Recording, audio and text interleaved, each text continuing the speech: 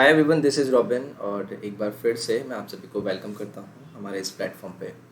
तो देखिए, SSC CPO 2019 के पेपर के डिस्कशन को मैं यहाँ पर आपके सामने लेकर आ रहा हूँ और उस पर रिलेटेड जितने भी आपके एसएससी सीपीओ 2019 में पूछे गए क्वांट के क्वेश्चंस थे, उन सभी क्वेश्चंस को मैं अपने सेशन में लेने की कोशिश करूँगा।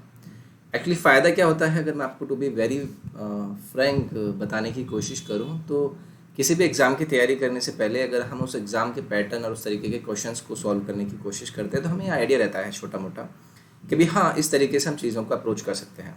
सो सेम उसी पैटर्न पर बेस्ड हमारा सेशन होगा। लास्ट में मैं फिर आपके साथ जुड़ूंगा, आपसे कुछ डिस्कशन करूंगा कि कैसे हम चीज़ों को समझ सकते हैं, कैसे हमारी अप्रोच होनी चाहिए। तो चलिए स्टार्ट करते हैं अपने सेशन को। तो यहाँ पर ये कुछ मेरे बारे में जानकारी। My name is robin. Start करते हैं अपने पहले क्वेश्चन के साथ। तो देखिए, क्वेश्चन आपको दिया गया है, a wheel of diameter 84 centimeter, then how far does the wheel go in meters in 16 revolutions. तो देखिए, अगर मैं आपसे बात करता हूँ 16 रेवोल्यूशंस की, तो आपने 16 रेवोल्यूशंस लेने हैं, लेकिन प्रति एक रेवोल्यूशन में आपको एक सर्कल की परिधि के बराबर डिस्टेंस तय करनी होगी, जो कि कितनी होती है 2 पाई आर। अब देखिए, 2 पाई आर में मैं जब भी आर की वैल्यू 7 लेता हूँ तो मेरी ये वैल्यू हमेशा कितनी आती है 44 आती है। यहाँ पर डायमीटर आपको दिया गया है कितना 84। अगर डायमीटर 84 है तो रेडियस आपको कितनी दी गई है, यहाँ से 42 दी गई है। अब 42 7 का कितना गुना है, 7 का ये है आपका 6 गुना, ठीक है। आई मीन 7 का 6 गुना है आपका क्या 42। तो ऑब्वियसली आपकी ये जो एक रेवोल्यूशन में डिस्टेंस है वो भी किसके इक्वल हो जाएगी, 6 गुने के इक्वल। अब जैसे ही आप 44 में 6 का मल्टीप्लाई करते हैं तो आपके पास वैल्यू कितनी आती है, यह आपका हो गया 240। 24 4 6 2, यानी कि ये आपका पर रेवोल्यूशन में, यानी कि एक रेवोल्यूशन में आप इतना डिस्टेंस ट्रैवल कर रहे हैं। कितना ट्रैवल करना है आपको 16 के लिए मुझे क्या करना होगा, इसमें 16 का मल्टीप्लाई करना होगा और ये लगभग कितना आएगा 32, और उसके बाद लगभग 42 एंड 24 इतना आएगा, ये आएगा 70 मीटर में। आपको मीटर में बताना है तो 42.24 आपका आंसर हो जाएगा। कौन सा ऑप्शन है, ऑप्शन नंबर डी आपका यहाँ से करेक्ट हो जाएगा। नेक्स्ट आपको दिया गया है, पाइप ए बी फिल कर सकते हैं एम्प्टी टैंक को 6 और 8 घंटे रेस्पेक्टिवली, जबकि पाइप सी एम्प्टी कर सकता है फुल टैंक को 10 घंटे में। यानी कि पहले जो दो पाइप थे वो पूरे टैंक को जो कि खाली था उसे भरने में 6 और 8 घंटे लेते, और जो एक तीसरा पाइप है वो उस पूरे भरे हुए टैंक को पूरा खाली करने में 10 घंटे लेता है। अगर आप तीनों पाइप को एक साथ ओपन कर दें तो बताइए कि भाई टैंक कितने टाइम में आपका फिल हो जाएगा। तो देखिए, मैं आपसे बात करता हूँ ए की, उसके बाद बी की, उसके बाद सी की। ए के बारे में बोला गया 6 घंटे लेता है फिल करने में, मैंने फिल करने की बात की है। बी के बारे में बोला गया है 8 घंटे लेता है, और सी के बारे में बोला गया है 10 घंटे लेता है लेकिन एम्प्टी करने में। एलसीएम 6 8 10 का कितना हो जाएगा आपका, ये हो जाएगा 120। अब 6 से मैं बात करूँ तो +20 का एफिशिएंसी होगा ए का। इसका बात करूँ तो ये आपका +15 एफिशिएंसी होगा, और 10 का बात करूँ ये आपका -12 एफिशिएंसी होगा। पर आवर कंबाइंड एफिशिएंसी कितना आएगा, अगर मैं 20 15 और -12 करूँगा ये आपका कितना आएगा 23 यूनिट। यानी कि प्रति घंटा इतना यूनिट भरा जाता है जब आपने तीनों को ओपन किया हुआ है। बस 120 को आपको भरना है 23 के हिसाब से, कितना आएगा ये आपका आ जाएगा लगभग 5 बरा, है ना। ऑप्शन नंबर डी आपका यहाँ से करेक्ट हो जाएगा। नेक्स्ट है आपका, which is the largest 6 digit number जिससे आप जब डिवाइड करते हैं 12 15 20 24 30 से तो रिमाइंडर भेजता है वो रेस्पेक्टिवली हर केस में 8 11 16 20 और 26। तो बताइए भाई वो कौन सा नंबर होगा। देखिए, 12 15 20 24 30 ने आपने क्या किया था डिवाइड, तो एलसीएम मुझे लेना होगा और इन सभी का एलसीएम मेरा कितना आएगा, लगभग 120 आ जाएगा। एलसीएम देखिए क्विकली आपको निकाल कर आना है। तो एलसीएम यहाँ से जैसे ही आपका 120 आएगा आपको पता चलेगा कि भाई 120 के मल्टीप्लिकेशन वैल्यू से रिलेटेड आपकी कोई वैल्यू वहाँ पर बनने वाली है। लेकिन जो आपको डिविजर दिए गए हैं उसके बाद जो आपके रिमाइंडर हैं इनके बीच का डिफरेंस देखिए आपका कॉमन है। ये 4 आया है, 15 में से 11 घटाएंगे 4 आएगा, 20 में से 16 घटाएंगे 4 आएगा, 24 में से 20 घटाएंगे 4 आएगा, और 30 में से 26 घटाएंगे तो 4 आएगा। अब रिमाइंडर आपको मिला क्या, रिमाइंडर आपको मिला 4। आई मीन कॉमन रिमाइंडर, जो कि हर डिविजर से रिमाइंडर का वैल्यू आपका दिया गया था उससे आपका कॉमन डिफरेंस वहाँ पर बना। अब देखिए, मैं आपसे हाईएस्ट 6 डिजिट नंबर की बात करूँ तो वो कितना होगा, 6 × 9 होगा। अब मैं इसे किससे डिवाइड कर देता हूँ, मैं इसे 120 से डिवाइड कर देता हूँ क्योंकि आपका एलसीएम आया था 120। जब आप इसे डिवाइड करेंगे तो लगभग कितना जाएगा, 8 बार चला जाएगा, ठीक है, 8 बार चला जाएगा, फिर उसके बाद 3 बार जाएगा, उसके बाद एक और 3 बार जाएगा, उसके बाद एक और 3 बार जाएगा, फिर दशमलव स्टार्ट हो जाएगा, यानी कि इतना बार तो आपका कंप्लीटली ये जाने ही वाला है। तो जो नंबर आपका बनेगा ना वो बनेगा 8333 इंटू 120 के साथ, और रिमाइंडर का जो डिफरेंस आपका आया था वो कितना आया था, 4 का। बस ये आपका वो नंबर बनेगा। तो देखिए इसे आप मल्टीप्लाई करेंगे तो कितना आएगा, 4 आपका माइनस होगा यानी कि 6 आएगा आपका लास्ट में, उसके बाद 5 9 9 9 9, ये आपका नंबर होगा जो कि आपका ऑप्शन नंबर फर्स्ट से यहाँ पर मिल जाएगा। नेक्स्ट है, a boy from school A and 6 boy from school be together can set up an examination in 5 days, which 5 boys from school A and 10 boys from school C together can do in 4 days, या फिर 3 boys from school B और 4 boys from school C together set up in 10 days। 3 equation आपको दी हैं, then how many boys from school A can set up the exhibition in 1 day। तो देखिए 3 condition दी गई। पहली आपको क्या दी है, 4A प्लस कितना है 6B, कितना लेते हैं ये 5 days, ठीक है, 5 days लेते हैं, ये आपका पहला इक्वेशन बन गया। उसके बाद कितना है 5A प्लस कितना है आपका ये 10C, और इसमें कितना लगा आपको 4 days, ये आपका दूसरा इक्वेशन हो गया। अब और यहाँ पर लास्ट में आपको दिया इन्होंने कि 3B प्लस 4C, इसको लगता है 10 days, ये आपका इन्होंने तीसरा इक्वेशन दिया।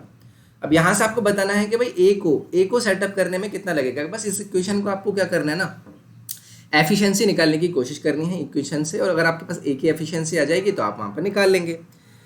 अब जैसे ही मैं यहाँ पर इन वैल्यूज़ को देखता हूँ और मैं थर्ड इक्वेशन की बात करता हूँ, तो इस 10 days को मैं थोड़ी देर के लिए 5 days बना लेता हूँ। तो जैसे ही मैं इसे 5 days बनाऊँगा, ऑब्वियसली आधा टाइम लेना होगा, तो इनकी एफिशिएंसी दुगना करनी होगी।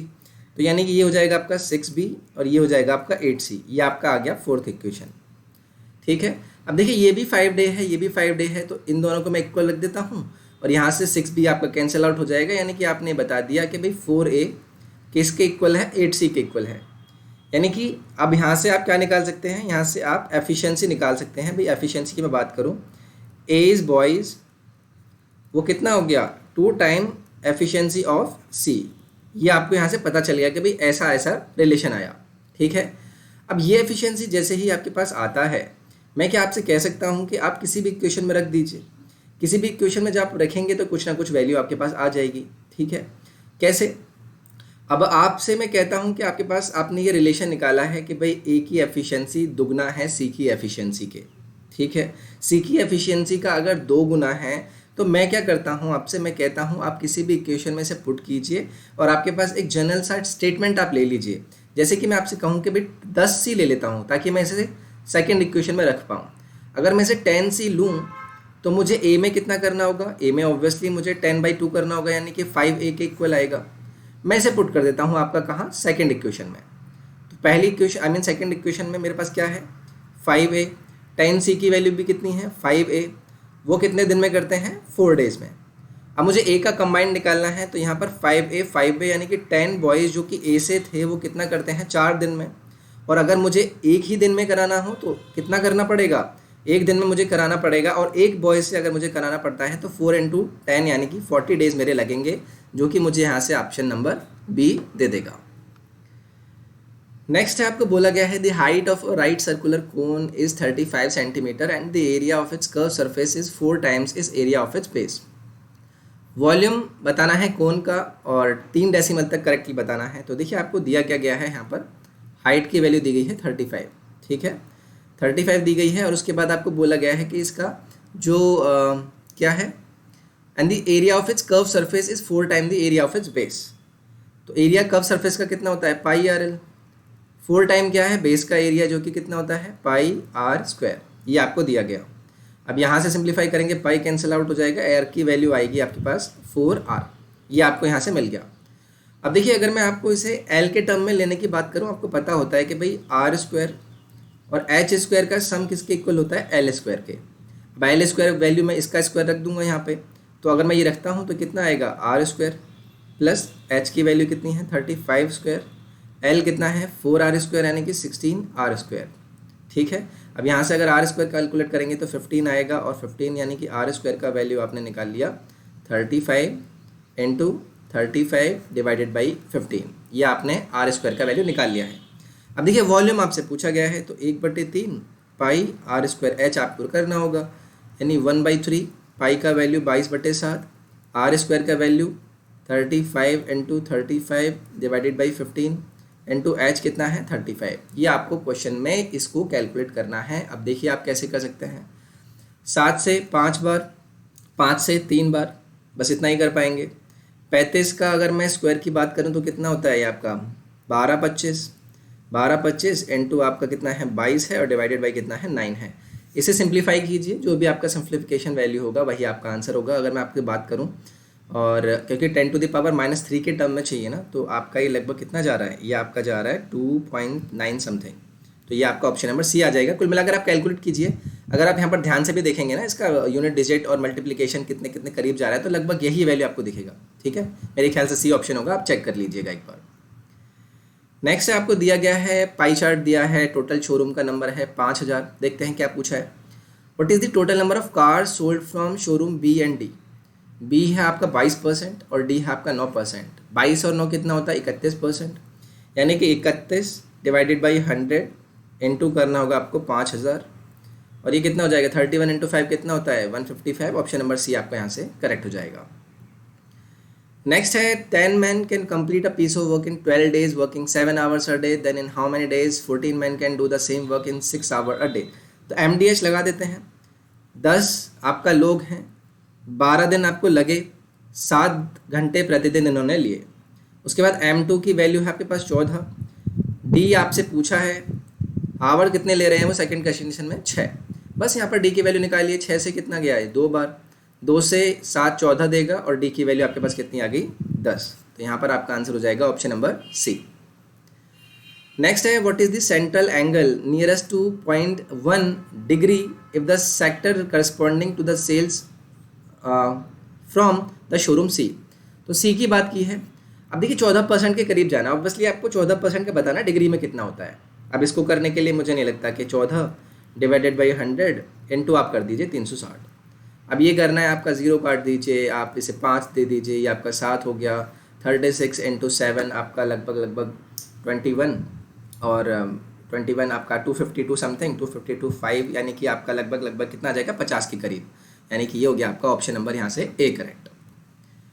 नेक्स्ट है आपको बोला गया है कि भाई ABC आपके पास क्या है, एक ट्रायंगल है। अब इस ट्रायंगल से रिलेटेड आपको बोला गया BAC है 90। तो मैं यहाँ पर ट्रायंगल ड्रॉ कर लेता हूँ। ये आपका A हो गया, A आपने 90 बोला, ये A हो गया, ये B हो गया, और ये C हो गया। उसके बाद आप बोलते हैं कि BC है आपका 25, BC आपने बोला 25 है, ठीक है।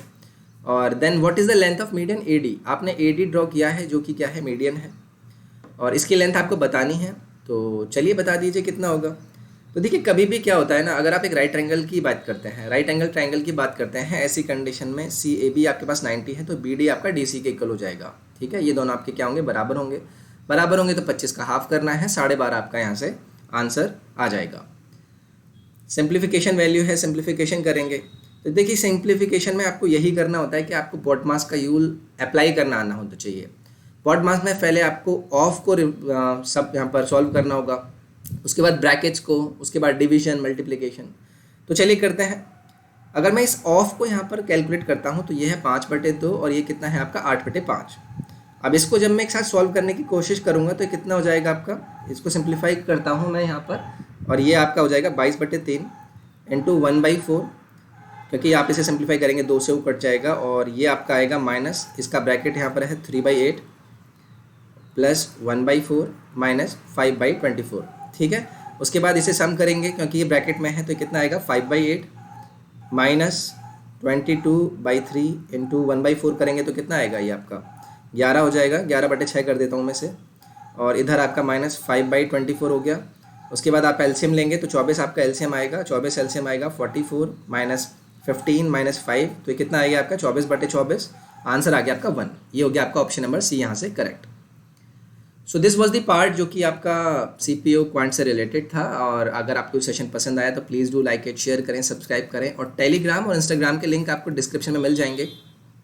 आप वहाँ पर जाकर मुझसे मिल सकते हैं, मैं आपको वहाँ पर काफ़ी सारी चीज़ें समझाने की कोशिश करूँगा। ये कुछ बैचेज़ हैं जो आपके चलते रहते हैं हमारे प्लेटफॉर्म पर, स्टेनो, MTS, CGL, CHSL, सभी के वहाँ पर बैचेज़ चल रहे हैं।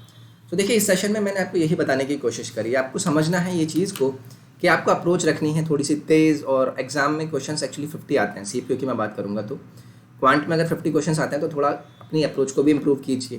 क्वेश्चंस के कॉन्सेप्ट बहुत ही ईजी होते हैं, अगर आप तैयारी करेंगे छोटी मोटी करके तो आप कर लेंगे, ठीक है। और उस तैयारी के साथ साथ इन द एंड आपको ये दिखेगा कि भाई हाँ, हमें क्वेश्चन समझ में एटलीस्ट आ रहा है, बस मुझे अपनी अप्रोच को थोड़ा तेज़ करना है।